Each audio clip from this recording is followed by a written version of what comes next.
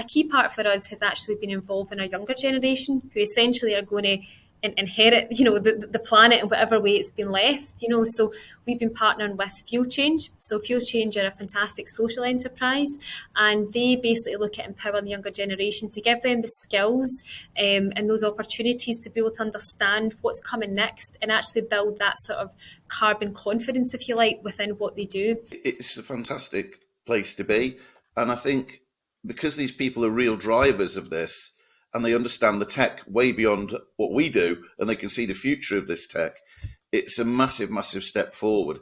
And I think these people will take this to the next level. And it goes beyond just what people do now. It's really thinking about what they're going to do in the future.